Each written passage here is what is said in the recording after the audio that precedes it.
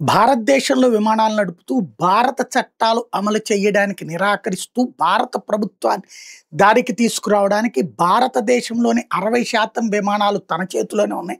తన సర్వీసెసే ఉన్నాయి అన్నటువంటి ఉద్దేశంతో అహంకారంతో అభిజాత్యం ప్రదర్శిస్తూ కావాలని నిబంధనల అమలు రోజున విమాన సర్వీసుల్ని రద్దు చేసి నాటకమాడినటువంటి ఇండిగో ఎట్టకేలకు అనుమతులైతే కొన్ని రోజుల పాటు మినహాయింపుకి తీసుకుంది.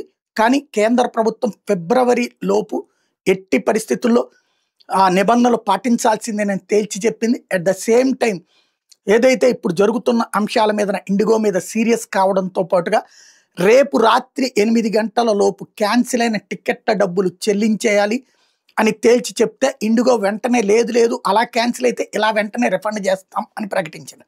అలాగే మరొకసారి క్షమాపణ చెప్పింది.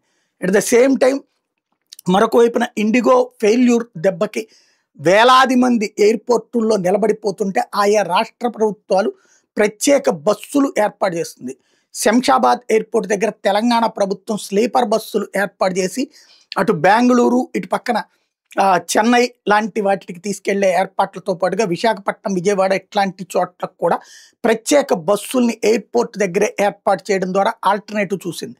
ఇంకొక వైపు మిగతా విమానయాన సంస్థలు ఈ సందర్భంలో దోచుకోవద్దంటూ ప్రభుత్వం చెప్తోంది. కానీ టికెట్ల రేట్లు అయితే వేలం లెక్క పెరగటం సహజంగానే జరిగిపోతుంది, నడుస్తోంది.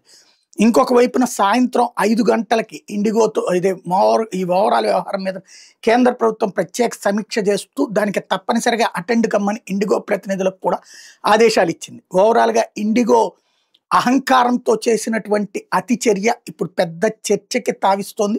ప్రభుత్వానికి పెద్ద గుదిబండగా మారింది.